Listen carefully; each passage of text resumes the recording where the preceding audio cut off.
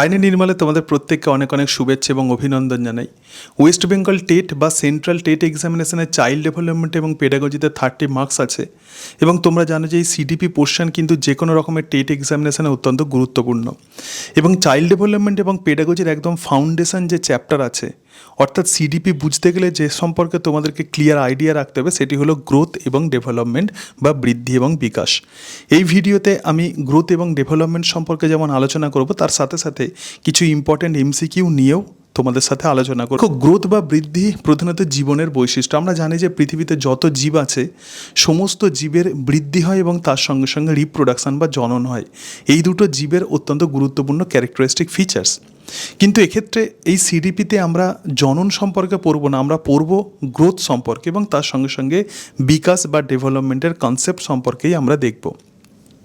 দেখো, গ্রোথ বা বৃদ্ধি অ্যাকর্ডিং টু আর্নল্ড জোন্স কি বলছেন? আর্নল্ড জোন্স বলছেন যে শিশুর উচ্চতা এবং ওজন বেড়ে যাওয়াকে জেনারেলি আমরা বৃদ্ধি বলবো। দেখো, আমরা যারা বাবা মা যখন আমরা সন্তানকে নিয়ে যাই বা আমাদের যে বাচ্চা শিশুদেরকে আমরা যখন চাইল্ড স্পেশালিস্টের কাছে নিয়ে যাই, প্রথমেই তিনি কিন্তু তার ওজন দেখেন এবং তার হাইট কত হয়েছে সেটা দেখেন। তাহলে একজন বাবা মার কাছে এটা একটা উদ্বিগ্নতার ব্যাপার যে ওজন ঠিকঠাক বাড়ছে কিনা। সুতরাং এই যে ওজন একটা নির্দিষ্ট সময় পর শিশুদের এই যে বাড়তে থাকে, তো এটাকেই জেনারেলি আমরা বৃদ্ধি বলবো। তার সঙ্গে সঙ্গে তার যে হাইট বা উচ্চতা বাড়ছে এটাকেই জেনারেলি আমরা বৃদ্ধি বলবো। এবং বৃদ্ধি জীবনের অত্যন্ত গুরুত্বপূর্ণ বৈশিষ্ট্য, প্রত্যেকটা জীবের কিন্তু বৃদ্ধি হয়। এখন শিশু প্রধানত আমরা কাকে বলবো? যেহেতু চাইল্ড ডেভেলপমেন্ট এবং পেডাগজি বলা হচ্ছে, তাহলে অবশ্যই আইডিয়া রাখতে হবে যে চাইল্ড কাকে বলে। ভারতীয় সংবিধানের 45 নম্বর ধারা অনুযায়ী 14 বছরের নিচে থাকা সকল মানুষকেই শিশু বলা হয়। যাদের বয়স 14 বছরের কম তাদেরকে আমরা শিশু বলবো। এছাড়া দেহের আভ্যন্তরীণ যন্ত্রসমূহের বৃদ্ধি এবং পেশির সবলতা বৃদ্ধির সঙ্গেও কিন্তু বৃদ্ধি জড়িত। সুতরাং শুধুমাত্র আমরা যে বাইরে থেকে দেখছি বৃদ্ধি হচ্ছে সেরকম নয়, আমাদের দেহের ভিতরের অর্গ্যানেরও কিন্তু ডেভেলপমেন্ট হয়। যেমন বিভিন্ন অর্গ্যান বলতে যেমন হার্ট, স্টোম্যাক প্লাস অন্যান্য যে সমস্ত অর্গ্যানস আছে, হাত পা ইত্যাদি, এই সব কিছুর আমাদের ডেভেলপমেন্ট হয়। এখন বৃদ্ধি হলো বিকাশের ক্ষমতা, অর্থাৎ বৃদ্ধি যেমন হচ্ছে তার সঙ্গে সঙ্গে সাইমালটেনিয়াসলি ডেভেলপমেন্টও চলে এবং বৃদ্ধি কিন্তু পরিমাপগত। বৃদ্ধিকে অবশ্যই আমরা পরিমাপ করতে পারি। যেমন আমাদের ওজন কত হচ্ছে সেটা আমরা বুঝতে পারি। ধরা যাক কোনো শিশুর ওজন হয়তো 5 কেজি হলো, কারো 6 কেজি হলো, কারো 7 কেজি হলো, কারো 8 কেজি হলো এবং তার সঙ্গে সঙ্গে হাইটও কিন্তু আমরা মাপতে পারি। সেই জন্যই বলা হচ্ছে বৃদ্ধি কিন্তু পরিমাপ করা যায়। বৃদ্ধি হলো quantitative. This is very very important. এর সাথে সাথে দেখো, ডেভেলপমেন্ট তাহলে কাকে বলে? ডেভেলপমেন্ট হচ্ছে শিশুর একটা গুণগত পরিবর্তন, মানে কোয়ালিটেটিভ পরিবর্তন, যা বৃদ্ধির সঙ্গে সামঞ্জস্য বিধান করে চলে। বৃদ্ধি যেমন হচ্ছে তার সঙ্গে সঙ্গে কিন্তু ডেভেলপমেন্টও হচ্ছে। এবং মনে রাখবে, ডেভেলপমেন্ট কিন্তু প্রত্যেক সেকেন্ডে, প্রত্যেক মিনিটে বা প্রত্যেক মাসে, প্রত্যেক বছরে হয়। অর্থাৎ ডেভেলপমেন্ট বা বিকাশ কিন্তু কখনোই থেমে থাকে না। এবং বৃদ্ধি যেমন হচ্ছে শিশুর বৃদ্ধির সঙ্গে সঙ্গে একটা সামঞ্জস্য বিধান করে চলে। একটা শিশুর একটা নির্দিষ্ট বয়সের পরে যে যে জিনিসগুলো শেখা দরকার সেগুলো কিন্তু একটা চাইল্ড শিখে যায়। তো এটাকেই আমরা জেনারেলি বলবো ডেভেলপমেন্ট। তাহলে ব্যক্তির জীবনব্যাপী একটা ধারাবাহিক প্রক্রিয়া, ডেভেলপমেন্ট শুরু হয় মাতৃগর্ভে এবং সমাপ্তি ঘটে মৃত্যুর পরে। তার মানে ডেভেলপমেন্ট কিন্তু সারা জীবন ধরে চলতে থাকে, কিন্তু বৃদ্ধি বা গ্রোথ মানুষের ক্ষেত্রে একটা নির্দিষ্ট বয়সের পরে থেমে যায়। এবং বৃদ্ধি ছাড়া কিন্তু কখনোই বিকাশ সম্ভব নয়। প্রচুর পরীক্ষাতে কোয়েশ্চেন্স দেয়, এটা সম্পর্কে প্রচুর কোয়েশ্চেন্স দেয়। বৃদ্ধি ছাড়া কিন্তু কখনোই বিকাশ সম্ভব নয়। এবং বিকাশের মধ্যে কি পার্থক্য আছে? দেহের আকার ও আয়তনের পরিবর্তনই হলো বৃদ্ধি, আর বিকাশ হলো ব্যক্তির সামাজিক এবং সামগ্রিক পরিবর্তন। অর্থাৎ একটা ব্যক্তির মধ্যে যা পরিবর্তন হচ্ছে, তার মানসিক, শারীরিক, দৈহিক সমস্ত রকমের পরিবর্তনকেই আমরা প্রধানত বিকাশ বলবো। বা নলেজ বাড়ছে, একটা নির্দিষ্ট বয়স অন্তর অন্তর শিশুরা বিভিন্ন জিনিস শিখছে, তো এগুলোকেই আমরা ডেভেলপমেন্ট বলবো। এবং পরিণমন বা ম্যাচিউরেশনের সঙ্গে বৃদ্ধি কিন্তু শেষ হয়ে যায়। অর্থাৎ একটা নির্দিষ্ট বয়সের পরে মানুষের বৃদ্ধি শেষ হয়ে যায়, কিন্তু এক্ষেত্রে বিকাশ কিন্তু সারা জীবন ধরে চলতে থাকে। আবার দেখো, উদ্ভিদের বৃদ্ধি আমরা জানি যে সারা জীবন ধরে চলে, কিন্তু প্রাণীদের বৃদ্ধি একটা নির্দিষ্ট সময়ের পরে এটা শেষ হয়ে যায়। সুতরাং বৃদ্ধি কিন্তু তার একটা লিমিটেশান আছে। একটা নির্দিষ্ট বয়সের পরে বৃদ্ধি যেমন থেমে যায়, কিন্তু বিকাশ সারা জীবন ধরে চলে। এবং বৃদ্ধি হলো একটা সরল প্রক্রিয়া, আর বিকাশ কিন্তু একটা জটিল প্রক্রিয়া। বিভিন্ন রকমের মানসিক পরিবর্তনের মধ্য দিয়ে আমাদের ডেভেলপমেন্ট হয়। এবং বৃদ্ধি পরিমাপ করা যায়, কিন্তু বিকাশকে পর্যবেক্ষণ করা যায়। তুমি দেখে বলতে পারবে যে একটা শিশু ইন্টেলিজেন্ট নাকি সে ইন্টেলিজেন্ট নয়। সুতরাং এটাকে আমরা কি করতে পারি, এটাকে আমরা পর্যবেক্ষণ করতে পারি। এবং বৃদ্ধি হলো কারণ আর বিকাশ হলো বৃদ্ধির ফল। এই যে বৃদ্ধি হলো কারণ, বৃদ্ধির সঙ্গে সঙ্গেই কিন্তু বিকাশ সামঞ্জস্য বিধান করে চলে। বিকাশ প্রধানত কেন হয়? বংশগতি এবং পরিবেশ এই দুইজনেই কিন্তু বিকাশকে কন্ট্রোল করে বা নিয়ন্ত্রণ করে। এর পরের ক্লাসেই আমরা দেখব যে কিভাবে বংশগতি এবং পরিবেশের মিথস্ক্রিয়ায় বিকাশ সম্পন্ন হয় এবং একটা স্তর পর্যন্ত বৃদ্ধি ধারাবাহিক এবং নিরবিচ্ছিন্ন প্রক্রিয়া, আর বিভিন্ন বয়সে কিন্তু বৃদ্ধির হার বিভিন্ন হয়ে থাকে। যে সমস্ত শিশুদের বৃদ্ধির হার বেশি তারা কিন্তু তাদের বিকাশও কিন্তু অনেক বেশি হয় এবং শিশুদের কিন্তু বৃদ্ধি হারের পার্থক্য দেখা যায়, অর্থাৎ বিভিন্ন শিশুদের বৃদ্ধির হার বিভিন্ন এবং তার উপর ভিত্তি করে বিভিন্ন শিশুদের কিন্তু বুদ্ধিমত্তাও বিভিন্ন হয়। এবং বৃদ্ধির যেটা লম্ব অধ্যয়ন পদ্ধতি, এটা খুব গুরুত্বপূর্ণ, এক্ষেত্রে লক্ষ্য আছে, যাই হোক এটা হবে লম্ব অধ্যয়ন পদ্ধতি। এটি মূলত একই শিশু বা শিশুদলকে দীর্ঘক্ষণ অধ্যয়ন বা পর্যবেক্ষণ করার পদ্ধতি। ধরা যাক একটা শিশু আছে এবং সেই শিশুকে আমরা দেখছি যে তার বৃদ্ধি কেমন হচ্ছে, নির্দিষ্ট সময় অন্তর অন্তর কীভাবে তার বৃদ্ধি হচ্ছে, তো এটাকেই বলা হয় লম্ব অধ্যয়ন পদ্ধতি। অথবা একদল শিশুর মধ্যে কিভাবে গ্রোথ হচ্ছে, তো এটাই হলো লম্ব অধ্যয়ন পদ্ধতি। এবং এইচ.ভি. মেরিডিথ বৃদ্ধি হারের ওপর এই লম্ব অধ্যয়ন পদ্ধতি অধ্যয়ন করেছেন এবং তার মতে বিভিন্ন বয়সে শিশুর হার কিন্তু বিভিন্ন। এখানে অত্যন্ত গুরুত্বপূর্ণ একটা পয়েন্ট আছে, দেখো, জন্ম থেকে 2.5 বছর পর্যন্ত বৃদ্ধির হার সবচেয়ে বেশি থাকে। This is very very important. অর্থাৎ জন্ম থেকে একদম এই অংশটা কিন্তু খুব ইম্পর্টেন্ট, মাথায় রাখবে, জন্ম থেকে 2.5 বছর পর্যন্ত বৃদ্ধির হার সবচেয়ে বেশি থাকে এবং বয়স সন্ধিকালের পর ধারাবাহিকভাবে বৃদ্ধির হার ক্রমশ হ্রাস পায়। এবার দেখো বিকাশের বৈশিষ্ট্যসমূহ, আমরা তো বৃদ্ধির বৈশিষ্ট্য দেখলাম, এবার দেখবো আমরা বিকাশের বৈশিষ্ট্যসমূহ। দেখো এক্ষেত্রে বলছে বিকাশের সামগ্রিক গতি প্রকৃতি ও বৈশিষ্ট্যের ধারণা নিচে আলোচনা করা হলো, অর্থাৎ বিকাশ কিভাবে সম্পন্ন হয়। দেখো বিকাশ কিন্তু কখনোই আকস্মিক নয়, বিকাশ আকস্মিকভাবে আসে না, এটা বিভিন্ন পর্যায়ে সংগঠিত একটা ধারাবাহিক প্রক্রিয়া। অর্থাৎ ডেভেলপমেন্ট হচ্ছে, ডেভেলপমেন্টের বিভিন্ন স্টেজ থাকে। একটা স্টেজে হয়তো কিছু জিনিস আমরা শিখলাম এবং সেই শেখার ওপর বেস করে আরও নতুন কিছু আমরা শিখতে পারি, সুতরাং এটাকেই আমরা বলবো ডেভেলপমেন্ট। সো এটা কিন্তু আকস্মিক নয়, এটা বিভিন্ন পর্যায়ে সংগঠিত একটা ধারাবাহিক প্রক্রিয়া। এবং বিকাশ কিন্তু একমুখী এবং প্রগতিশীল, অর্থাৎ একবার যদি বিকাশ হয় ক্রমশ সেই বিকাশ চলতেই থাকে। এরকম নয় যে কোনো কিছু শিখলাম আবার শেখার পরে আমরা ভুলে গেলাম, এই ব্যাপারটা বোঝাতে চাইছে। ঠিক আছে, কেউ যদি সাইকেল চালানো শেখে তাহলে সে কিন্তু সারা জীবন সাইকেল চালাতে পারে। তাহলে এটা একমুখী এবং প্রগতিশীল এক প্রকৃতির হয়ে থাকে এবং পরিবেশের সাথে মিথস্ক্রিয়ার মাধ্যমে শিশু যা অর্জন করে তাই হলো বিকাশ। অর্থাৎ পরিবেশ বিভিন্নভাবে শিশুকে পরিবর্তন করার চেষ্টা করে, বিভিন্ন এনভায়রনমেন্টে একটা চাইল্ড বিভিন্নভাবে সে রিয়্যাক্ট করে, তো এই পরিবেশের পরিবর্তনের মধ্য দিয়েই কিন্তু শিশু যেটা অর্জন করে সেটাই বিকাশ। এবং বিকাশ হচ্ছে আমৃত্যু সংগঠন, আমৃত্যু এটা ঘটে থাকে, কিন্তু বিকাশের গতি বা হার সময়ের সঙ্গে সঙ্গে হ্রাস বৃদ্ধি হয়ে থাকে। এবং খুব গুরুত্বপূর্ণ আর একটা পয়েন্ট দেখো, বলছে বিকাশ সামগ্রিক থেকে বিশেষের দিকে হয়ে থাকে। কোনো জিনিস ধরার জন্য শিশু প্রথমে তার সমস্ত হাত ব্যবহার করে, এরপর হাতের সমস্ত আঙুল বা সবশেষে 2টি বা 3টি আঙুল দিয়ে নিখুঁতভাবে ধরতে শেখে। প্রথমেই কোনো জিনিস ধরার জন্য 2টো হাতই সে বাড়িয়ে দিল, এরপরে কি আঙুলগুলো ব্যবহার করে, তারপরে 2টি বা 3টি আঙুল দিয়ে সমস্ত জিনিস সে ধরার চেষ্টা করে। মনোবিজ্ঞানী আর্নল্ড জোন্স বিকাশকে প্রধানত 4টি ভাগে ভাগ করেছেন।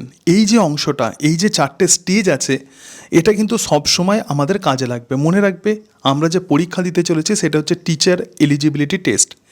একজন টিচারের এটা আইডিয়া থাকা দরকার যে কোন বয়সে শিশু কোন ক্লাসে পড়ে, এবং সেটা বোঝার জন্য অবভিয়াসলি আর্নল্ড জোন্সের এই যে বিকাশের যে বিভিন্ন স্টেজ আছে, কোন বয়সে কোন স্টেজকে কি বলে সেইটা কিন্তু ক্লিয়ারলি মনে রাখতে হবে একদম। তাহলে শৈশব বা ইনফ্যান্সি কাকে বলে? জন্ম থেকে 5 বছর পর্যন্ত যে বয়স, তো সেটাকেই আমরা বলবো শৈশব বা ইনফ্যান্সি। এরপরে দেখো বাল্য বা চাইল্ডহুড 5 থেকে 12 বছর, তাহলে বাল্যকাল কত? 5 থেকে 12 বছর। এবং কৈশোর বা অ্যাডোলেসেন্ট দেখো 12 থেকে 18 বছর।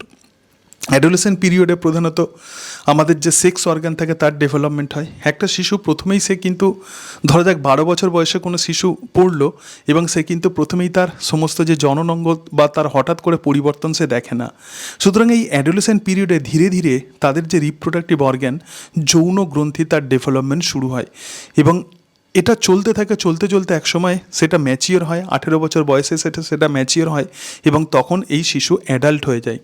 তাহলে শৈশব বা ইনফ্যান্সি হচ্ছে জন্ম থেকে 5 বছর, বাল্য হচ্ছে 5 থেকে 12 বছর, কৈশোর মানে হচ্ছে 12 থেকে 18 বছর এবং প্রাপ্তবয়স্ক হচ্ছে অ্যাভভ 18 ইয়ার্স, রাইট? আচ্ছা, এবার দেখো বিকাশের স্তর ও তার সঙ্গে সঙ্গে পরিণমন।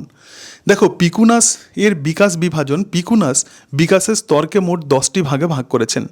এখানে যেমন আমরা যেটা দেখলাম যে আর্নল্ড জোন্স বিকাশকে 4টে ভাগে ভাগ করেছেন, তাহলে পিকুনাস এটাকে 10টি ভাগে ভাগ করেছেন। এই 10টি স্টেজ আর অত আমাদের পড়ার দরকার নেই, শুধু এটুকু মাথায় রাখবে যে পিকুনাস মোট 10টি ভাগে বিকাশের স্টেজগুলোকে ভাগ করেছেন। এবারে বিকাশের স্তর অনুযায়ী প্রধানত শিশুদেরকে বিভিন্ন ক্লাসে বা শ্রেণীতে ভর্তি করা হয়। এখানে দেখো যে সমস্ত শিশুরা প্রাক প্রাথমিক স্তরে যারা থাকে, তো প্রাক প্রাথমিক স্তরে প্রধানত কোন শিশুরা থাকবে? 3 থেকে 5 বছর বয়সী শিশুরা প্রাক প্রাথমিক স্তরে থাকে বা প্রি প্রাইমারি। এবং প্রাথমিক স্তর যেটা আছে, প্রাথমিক স্তরকে প্রধানত আমরা দুটো ভাগে ভাগ করি, একটা নিম্ন প্রাথমিক আর একটা উচ্চ প্রাথমিক, অর্থাৎ লোয়ার প্রাইমারি এবং তার সঙ্গে সঙ্গে আপার প্রাইমারি। লোয়ার প্রাইমারিতে কারা পড়বে? 6 থেকে 11 বছর বয়সী শিশু, এবং আপার প্রাইমারিতে কারা পড়বে? 11 থেকে 14 বছর বয়সী শিশু। অর্থাৎ এই যে আইডিয়াটা দেখো, যেহেতু টেট এক্সামিনেশানে প্রধানত এই যে প্রাইমারি লেভেলে শিশুদেরকে পড়ানোর জন্য এক্সামিনেশান, তো সেই জন্য এই জায়গাটা ভালো করে ফোকাস করবে। লোয়ার প্রাইমারিতে তাহলে কারা পড়ে? 6 থেকে 11 বছর বয়সী শিশুরা, আর আপার প্রাইমারিতে কারা পড়ে? 11 থেকে 14 বছর বয়সী শিশুরা। এরপরে যেটা আসবে সেটা হচ্ছে সেকেন্ডারি স্টেজ, এবং এই সেকেন্ডারি স্টেজকে আবার দুটো ভাগে ভাগ করা হয়। একটা সেকেন্ডারি বা নিম্ন মাধ্যমিক যেটা 14 থেকে 16 অর্থাৎ ক্লাস 9-10, আর একটা হায়ার সেকেন্ডারি বা উচ্চ মাধ্যমিক অর্থাৎ 16 থেকে 18। তার মানে 17 বছর বয়সে 11-এ পড়লো, 18 বছর বয়সে 12-এ পড়লো, এবং উচ্চশিক্ষা বা হায়ার এডুকেশন 18 থেকে 21 বছর বয়স। ঠিক আছে, তাহলে বিভিন্ন সময়ে বা বয়সে যে বিকাশ হচ্ছে, তো সেই বিভিন্ন বিকাশের স্তর অনুযায়ী শিশুদেরকে বিভিন্নভাবে শিক্ষা দেওয়ার চেষ্টা করা হয়। তো বিকাশের সঙ্গে সঙ্গে বা বৃদ্ধির সঙ্গে সঙ্গে রিলেটেড আরও একটা টার্ম আছে, সেটা হচ্ছে পরিণমন বা ম্যাচিউরেশন। পরিণমন হলো বৃদ্ধির একটা প্রক্রিয়া। আমরা বলি না যে এই শিশুটা ম্যাচিওর হয়ে গেছে, তাহলে পরিণমন হচ্ছে প্রকৃতপক্ষে বৃদ্ধির একটা প্রক্রিয়া, যার মাধ্যমে শিশু একজন পরিণত মানুষ হয়ে ওঠে। একটা শিশু সে হয়তো অ্যাডোলেসেন্ট পিরিয়ডে ক্রমশ যাচ্ছে, তারপরে 18 বছর বয়সের পরে সে ম্যাচিওর হলো। তাহলে এই যে একটা শিশু ম্যাচিওর হচ্ছে, পরিণত হচ্ছে, তো এটাকেই আমরা বলবো পরিণমন। পরিণমনের জন্য ব্যক্তির কোনো অভিজ্ঞতা বা প্রশিক্ষণের প্রয়োজন হয় না, সম্পূর্ণ জৈবিক পদ্ধতিতেই তার আচরণের পরিবর্তন ঘটে। তার মানে কি, যখন বৃদ্ধি হচ্ছে তার সঙ্গে সঙ্গে বিকাশ চলতে থাকছে, এবং বিকাশ এবং বৃদ্ধি যেমন একসঙ্গে যেমন চলছে, তো তার সাথে সাথেই কিন্তু পরিণমন অটোমেটিক্যালি হয়ে যাচ্ছে, ম্যাচিওর হয়ে যাচ্ছে। একটা নির্দিষ্ট সময়ে শিশুর যেরকম কাঙ্ক্ষিত আচরণ করা দরকার, সে কিন্তু সেই রকমই কাঙ্ক্ষিত আচরণ করছে। এক্ষেত্রে কিন্তু আগের কোনো অভিজ্ঞতা বা প্রশিক্ষণের প্রয়োজন হয় না। বিজ্ঞানী ভাইনল্যান্ড এর সোশ্যাল ম্যাচুরিটি স্কেলে বয়স উপযোগী কতগুলো আচরণের বৈশিষ্ট্য আছে এবং সেই অনুসারে পরিণমন বোঝা যায়। তার মানে কি, বিজ্ঞানী ভাইনম্যান একটা স্কেল তৈরি করেছেন এবং সেই স্কেলে তিনি বলেছেন যে কোন বয়সী শিশুরা কেমন ধরনের আচরণ করবে। যেমন 5 বছর বয়সী শিশুদের কেমন ধরনের আচরণ হওয়া দরকার, সেটা যদি হয় বুঝতে হবে যে তার ম্যাচুরেশন হয়েছে, আর যদি না হয় তাহলে বুঝতে হবে তার ম্যাচুরেশন হয়নি। আবার 18 বছর বয়সী শিশুরা কেমন ধরনের আচরণ করবে, তো সেটা কিন্তু ডেফিনিট, মানে তিনি এটা নির্ধারণ করে দিয়েছেন। সেটা যদি হয় তাহলে বুঝবো যে তার ম্যাচুরেশন হয়েছে, আর যদি না হয় তাহলে ম্যাচুরেশন হয়নি। তাহলে পরিণমনের সঙ্গে যে বিজ্ঞানীর নাম জড়িত তিনি হলেন ভাইনল্যান্ড। তিনি সোশ্যাল ম্যাচুরিটি স্কেল তিনি অ্যাপ্লাই করেছিলেন, যার মাধ্যমে কোনো শিশু প্রধানত কোন বয়সে কী ধরনের আচরণ করবে সেটা তিনি নির্ধারণ করেছেন। এরপরে দেখো আরও একটা অত্যন্ত গুরুত্বপূর্ণ অংশ, যেটা মনে রাখাটা একটু আমাদের ডিফিকাল্ট হয়ে যায়, কিন্তু তবুও এখান থেকে কিন্তু বিভিন্ন রকমের প্রশ্ন দেয়া হয়। যেগুলো ইম্পর্টেন্ট অংশ সেগুলোই আমি এখানে লিখেছি। দেখো, বিকাশের বিভিন্ন স্তরের বৈশিষ্ট্য এবং প্রকারভেদ। প্রথমেই যেটা আছে সেটা হচ্ছে প্রান্তীয় আর্লি চাইল্ডহুড, যেটা 2 থেকে 6 বছর। 2 থেকে 6 বছর বয়সী শিশুরা প্রধানত কী কী কাজ করতে পারে? দেখো, শিশুরা নিজের কাজ নিজেরা করতে শেখে, এটা চেষ্টা করে, নিজের কাজ নিজেরা করার চেষ্টা করে। খাওয়া দাওয়া, তার সঙ্গে সঙ্গে অন্যান্য কাজ, হাত ধোয়া, এগুলো তারা কিন্তু নিজেরা করতে পারে। এবং এই সময় পেশির বিকাশ কিন্তু দ্রুত হারে হয়। আগে শিশুরা যখন ছোট ছিল, তখন কি হচ্ছে, পেশির অতটা ডেভেলপমেন্ট হয় না, কিন্তু 2 থেকে 6 বছর বয়সে খুব দ্রুত পেশির ডেভেলপমেন্ট হয় এবং শব্দভাণ্ডার প্রায় 2000টি শব্দের মতো গড়ে ওঠে। আমরা জানি যে শিশুরা কথা বলতে শেখে এবং 6 বছর বয়সের মধ্যে তার স্টকেতে অন্তত 2000 শব্দ চলে আসে এবং বেশিরভাগ সময় কিন্তু এরা খেলাধুলা করতে পছন্দ করে, পড়াশোনা বা অন্যান্য জিনিস নয়, এরা মেনলি খেলাধুলা করতেই বেশি পছন্দ করে এবং কল্পনা শক্তি এবং কৌতূহলের বিকাশ শুরু হয়। তারা বিভিন্ন জিনিস ইমাজিন করতে শেখে এবং অনুকরণ করার প্রবল প্রবণতা দেখা যায়। তাহলে এই যে অংশটা আছে কল্পনা শক্তি এবং কৌতূহলের বিকাশ হয়, এটা কিন্তু খুব গুরুত্বপূর্ণ। বিভিন্ন কোয়েশ্চেন্স তোমরা যদি দেখো তাহলে দেখবে যে কোন বয়সে শিশুদের কল্পনা শক্তির বিকাশ শুরু হয়, এরকম একটা প্রশ্ন থাকে, আমি দেখছিলাম। সুতরাং এক্ষেত্রে চাইল্ডহুড বা আর্লি চাইল্ডহুডে প্রধানত এই কল্পনা শক্তি এবং কৌতূহলের বিকাশ শুরু হয়। এরপরে যেটা আছে সেটা হচ্ছে বাল্যকাল বা লেটার চাইল্ডহুড, 6 থেকে 12 বছর বয়সী শিশুরা। তো এক্ষেত্রে বন্ধুদের সাথে তারা সময় কাটাতে বেশি পছন্দ করে, মানে পিয়ার্সদের সাথে তারা সময় কাটাতে বেশি পছন্দ করে, এদের বেশি বন্ধু হয় এবং এই স্তরে বন্ধুদের মধ্যে গড়ে ওঠা বন্ধুত্ব কিন্তু দীর্ঘস্থায়ী হয়। অর্থাৎ স্কুল লেভেলে যে বন্ধু হয় তাদের মধ্যে বন্ধুত্ব দীর্ঘস্থায়ী হয় এবং মস্তিষ্কের বিকাশ সম্পূর্ণ বা পরিপূর্ণ হয়। This is very very important. 6 থেকে 12 বছর বয়সী শিশুদের মস্তিষ্কের বিকাশ কিন্তু পরিপূর্ণ হয় এবং সৃজনশীলতা বা ক্রিয়েটিভিটি প্রদর্শন করতে শেখে। আছে কৈশোরকাল বা অ্যাডোলেসেন্ট পিরিয়ড, যেটা 13 থেকে 19 বা 18 বছর। যৌন অঙ্গ প্রত্যঙ্গের বৃদ্ধি কিন্তু দ্রুততর হয়, এদের যৌন অঙ্গ প্রত্যঙ্গের বৃদ্ধি হয়। এতদিন যৌন অঙ্গ প্রত্যঙ্গ অতটা ম্যাচিওর ছিল না, এই সময় আমাদের হাইপোথ্যালামাস থেকে জিএনআরএইচ সিক্রেটেড হয় এবং যেটা পিটুইটারি গ্রন্থির ওপর কাজ করে গোনাডোট্রপিক হরমোন নিঃসরণ করে এবং তার ফলে তাদের যৌন অঙ্গের ডেভেলপমেন্ট শুরু হয় এবং মূর্ত চিন্তার পাশাপাশি বিমূর্ত চিন্তা গঠন করতে পারে। বিমূর্ত চিন্তা মানে অ্যাবস্ট্রাক্ট, আমাদের যেগুলো প্রধানত ইমাজিন করতে হয়, তো সেই ধরনের চিন্তা তারা কিন্তু করতে শেখে এবং কল্পনার বিকাশ কিন্তু সর্বোচ্চ মাত্রায় পৌঁছায় এই সময়ে এবং এটাকে বলা হচ্ছে stage of stress and the storm, মানে ঝড়ঝঞ্ঝার কাল। এই স্তরকে ঝড়ঝঞ্ঝার কাল বলা হয়, প্রচুর পরীক্ষাতে কোয়েশ্চেন্স দেয় এবং most critical stage of development. তো এই স্টেজ কিন্তু মোস্ট ক্রিটিক্যাল স্টেজ, কারণ এই সময়ে শিশুদের আচরণ বিভিন্ন রকম হয় এবং এই জাতীয় শিশুদেরকে ডিল করাটাই কিন্তু একজন টিচারের কাছে চ্যালেঞ্জ, কারণ বিভিন্ন শিশুদের মানসিকতা বিভিন্ন রকম হয়, তাদের আচরণ বিভিন্ন রকম হয় এবং সেই জন্যই এটাকে বলা হচ্ছে most critical stage of development. এবং জেমস ম্যারিকা কৈশোরকালীন আত্মপরিচয় বা আইডেন্টিটির তিনি 4টি প্রকারের কথা বলেছেন। তো এই কৈশোরকালীন সময়ে মোট 4টে তিনি কিন্তু পরিচয়ের কথা বলেছেন বা আত্মকালীন পরিচয়ের কথা বলেছেন, আইডেন্টিটির কথা বলেছেন। আইডেন্টিটি অ্যাচিভমেন্ট মানে বাস্তবসম্মত বিকল্পগুলির মধ্য থেকে যে কোনো একটা নিজের পছন্দ মতো বেছে নেওয়া। এরা চেষ্টা করে এদের পছন্দের জিনিসকে বেছে নিয়ে এবং সেই সম্পর্কে তারা সময় কাটাতে এরা পছন্দ করে। যেমন কোনো মোবাইল তারা নিয়ে সেটার সঙ্গে তারা সময় কাটাতে পছন্দ করে। এবং দেখো আইডেন্টিটি ফোরক্লোজার, নিজের জীবনের গুরুত্বপূর্ণ সিদ্ধান্ত নিজেরা না নিয়ে পিতামাতা বা অভিভাবকদের সিদ্ধান্ত গ্রহণ করে, ঠিক আছে, যেমন পড়াশোনার স্ট্রিম নির্ধারণ। তার মানে নিজেদের সিদ্ধান্ত এরা নিজেরা নিতে কিন্তু ভয় পায়, তো তার জন্য তারা বাবা মার ওপর তারা ডিপেন্ড করে। তো এটাকেই বলা হয় আইডেন্টিটি ফোরক্লোজার। এগুলো কৈশোরকালীন আত্মপরিচয় বা আইডেন্টিটির 4টে প্রকার কে বলছেন? জেমস মেরিকা। এবং আইডেন্টিটি ডিফিউশন, ভবিষ্যৎ সম্পর্কে কোনো নির্দিষ্ট সিদ্ধান্ত নিতে না পারা বা দোদুল্যমানতা। একবার মনে হচ্ছে যে এইটা করবো, আবার একবার মনে হচ্ছে করবো না। সুতরাং এই যে ফিউচার সম্পর্কে তাদের যে ডিসিশান নেওয়ার যে তাদের মধ্যে একটা দোদুল্যমানতা তৈরি হচ্ছে, তো এটাকেই আমরা বলবো আইডেন্টিটি ডিফিউশন। এবং আরও একটা আছে আইডেন্টিটি মোরাটোরিয়াম, তার নাম হচ্ছে আত্মপরিচয় সংকট বা আইডেন্টিটি ক্রাইসিস বা নিজের প্রকৃত রূপ বুঝতে না পারা। তারা নিজেদেরকে বুঝতে পারছে না, চিনতে পারছে না, নিজেদেরকে অ্যানালাইসিস করতে পারছে না, তো এটাকেই বলা হয় আইডেন্টিটি মোরাটোরিয়াম। বিভিন্ন প্রকার বিকাশ বা টাইপস অফ ডেভেলপমেন্ট, যখনই তোমরা চাইল্ড ডেভেলপমেন্ট এবং পেডাগজি পড়বে তখন কিছু কিছু ইম্পর্ট্যান্ট টার্ম তোমরা সবসময় দেখতে পাবে, যেমন প্রজ্ঞামূলক বিকাশ, দৈহিক বিকাশ, মানসিক বিকাশ ইত্যাদি ডিফারেন্ট টাইপের ডেভেলপমেন্ট শব্দ মানে তোমরা দেখবে। তো সেগুলো শিখতে গেলে কিন্তু একটু আমাদেরকে আইডিয়া রাখতে হবে। তো বিভিন্ন প্রকার বিকাশ বা বিকাশের বিভিন্ন নীতিগুলো কি? প্রথম কথা, উচ্চতা এবং ওজনের অবভিয়াসলি পরিবর্তন হবে, ফিজিক্যাল ডেভেলপমেন্ট, এবং এদের ডেভেলপমেন্ট সেফালোকডাল পদ্ধতিতে হয়, অর্থাৎ দেহের বিকাশ মাথা থেকে পায়ের দিকে সম্পন্ন হয়, ফ্রম হেড টু বডি।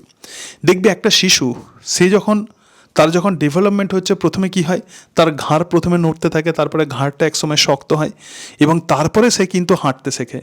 তো এটাকেই বলা হচ্ছে ডেভেলপমেন্ট, প্রধানত সেফালোকডাল রিজিয়ানে হয়। সেফালো কথার মানে হচ্ছে ব্রেন এবং কডাল মানে হচ্ছে দেহের নিচের অংশ। তাহলে এই যে প্রসেসটা সেফালোকডাল পদ্ধতিতে হয়, দেহের বিকাশ মাথা থেকে একদম পায়ের দিকে সম্পন্ন হয়। আর মানসিক বিকাশ দেখো কৌতূহল, কল্পনা শক্তি, যুক্তিশক্তি এবং চিন্তা করার ক্ষমতার বিকাশ। আমি ডিফারেন্ট টাইপের বিকাশ বা ডেভেলপমেন্ট বলছি। মানসিক বিকাশ মানে কি কৌতূহল, কোনো জিনিস জানার চেষ্টা, কল্পনা শক্তি কোনো জিনিস ইমাজিন করা এবং তার সঙ্গে সঙ্গে যুক্তিশক্তি কোনো জিনিসকে যুক্তি দিয়ে বোঝার চেষ্টা করা, এগুলোকেই আমরা বলবো মানসিক বিকাশ অথবা চিন্তা করার ক্ষমতা। আর প্রাক্ষবিক বিকাশ মানে কি ইমোশনাল ডেভেলপমেন্ট। প্রাক্ষবিক বিকাশ মানে হচ্ছে ইমোশনাল ডেভেলপমেন্ট, যেমন লজ্জা, ঘৃণা, ভয়, হীনমন্যতা, যৌন চেতনা, সেন্টিমেন্ট, রাগ, এই যে জিনিসগুলো এগুলোকেই বলা হয় প্রাক্ষবিক বিকাশ। এবং সামাজিক বিকাশ মানে সহযোগিতা, বিভিন্ন জনের সঙ্গে মিলেমিশে কাজ করা, সমবেদনা, প্রতিদ্বন্দ্বিতা, মূল্যবোধ এবং তার সঙ্গে সঙ্গে মনোভাব গঠন। ঠিক আছে, আচ্ছা এবারে আমরা দেখব একদম শেষের দিকে আমরা চলে এসেছি এই বৃদ্ধি এবং বিকাশে কিছু গুরুত্বপূর্ণ সাইকোলজিস্ট এবং তাদের তত্ত্ব। মনোবিজ্ঞান চর্চায় শিশু বিকাশ বিষয়ে বেশ কয়েকজন প্রধান মনোবিজ্ঞানী এবং তাদের বিশেষ তত্ত্বের উল্লেখ পাওয়া যায়। এই সমস্ত থিওরিগুলো অবশ্যই আমরা ধীরে ধীরে পড়ব। তো মনোবিজ্ঞানী বা সাইকোলজিস্ট যিনি আছেন পিয়াজেট কি তত্ত্ব দিয়েছিলেন, প্রজ্ঞামূলক বিকাশ বা কগনিটিভ ডেভেলপমেন্ট প্রচুর ইম্পর্টেন্ট। এবং ভাইগটস্কি প্রজ্ঞামূলক বিকাশ এবং ভাষার বিকাশ তত্ত্ব, social cognitive and the language development theory. তাহলে ভাইগটস্কি ভাষার বিকাশ এবং পিয়াজেট প্রজ্ঞামূলক বিকাশ। কোলবার্গ যে থিওরি দিয়েছিলেন সেটাকে বলা হচ্ছে মরাল ডেভেলপমেন্ট বা নৈতিক বিকাশ তত্ত্ব। আর এরিকসন দিয়েছিলেন মনোসামাজিক বিকাশ তত্ত্ব বা সাইকোসোশ্যাল ডেভেলপমেন্ট থিওরি। সুতরাং বৃদ্ধি এবং বিকাশে প্রধানত তোমাদের এই অংশগুলোই জেনারেলি পড়তে হবে। আমি ইম্পর্টেন্ট অংশগুলোই প্রধানত আমার নোটসের মধ্যে ইনক্লুড করেছি। আশা করি তোমরা যারা টেটের জন্য প্রিপারেশান নিচ্ছ এই সমস্ত ভিডিওগুলো তোমাদের অনেকে সাহায্য করবে। এরপরে আমরা কয়েকটা এমসিকিউ দেখে নিই। দেখো প্রথম যে এমসিকিউ আছে, বিকাশ সাধারণত কোন অভিমুখে চালিত হয়?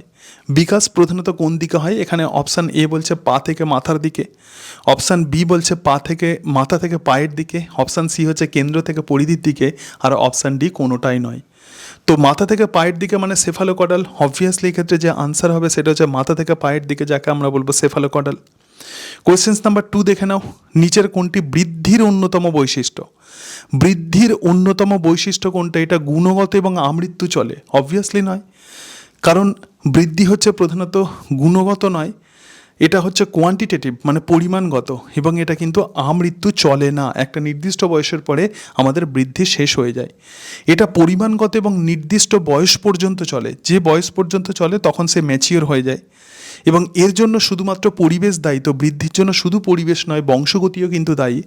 আর এটা অত্যন্ত জটিল এবং বহুমুখী প্রক্রিয়া। না আমি কি বলেছিলাম, বিকাশ অত্যন্ত সরল একটা প্রক্রিয়া। ডেভেলপমেন্টের তুলনায় এটা কিন্তু সরল প্রক্রিয়া। তাহলে এক্ষেত্রে যেটা কারেক্ট অপশান হবে সেটা হচ্ছে অপশান বি। এটা পরিমাণগত এবং নির্দিষ্ট বয়স পর্যন্ত চলে। দেখো পরিমাণগত এবং নির্দিষ্ট বয়স পর্যন্ত চলে। কোশ্চেন নাম্বার 3 দেখো, কৈশোরকালকে ঝড়ঝঞ্ঝার কাল বা বিকাশের সবথেকে জটিল স্তর কে বলেছেন? কৈশোরকালকে প্রধানত ঝড়ঝঞ্ঝার কাল বলেছেন। অপশান এ বলছে পিয়াজেট, অপশান বি হচ্ছে জেমস ম্যারিকা, অপশান সি হচ্ছে আর্নল্ড জোন্স এবং অপশান ডি হচ্ছে স্ট্যানলে হল। অ্যাডোলেসেন্ট থিওরি অনুযায়ী, স্ট্যানলে হলের অ্যাডোলেসেন্ট থিওরি অনুযায়ী এই কৈশোরকালকে ঝড়ঝঞ্ঝার কাল বলা হয়। তাহলে এক্ষেত্রে কারেক্ট যে অপশান হবে সেটি হচ্ছে স্ট্যানলে হল। স্ট্যানলে হলই বলেছেন যে কৈশোরকাল হলো ঝড়ঝঞ্ঝার কাল। এবং মনোসামাজিক তত্ত্ব, দেখো মনোসামাজিক বা সাইকোসোশ্যাল ডেভেলপমেন্টের প্রবক্তাকে? অপশান এ হচ্ছে Kohlberg, option B Erikson, option C Vygotsky এবং অপশান ডি পিয়াজেট। অবভিয়াসলি এক্ষেত্রে কারেক্ট অপশান হবে এরিকসন। কোশ্চেন নাম্বার 5 দেখো, জেমস ম্যারিকার মতে যখন একজন কিশোর নিজের জীবনের বড় সিদ্ধান্ত নিজে না নিয়ে পিতামাতার উপর ছেড়ে দেয় তখন তাকে কি বলে? তাহলে নিজের সিদ্ধান্ত নিজে নিচ্ছে না কিন্তু পিতামাতার ওপর ছেড়ে দিচ্ছে, তখন তাকে কি বলে? অপশান এ বলছে আইডেন্টিটি অ্যাচিভমেন্ট, অপশান বি হচ্ছে আইডেন্টিটি ডিফিউশন, অপশান সি হচ্ছে আইডেন্টিটি ফোরক্লোজার এবং অপশান ডি হচ্ছে আইডেন্টিটি মোরাটোরিয়াম। তো এক্ষেত্রে যেটা কারেক্ট অপশান হবে সেটা হচ্ছে আইডেন্টিটি ফোরক্লোজার।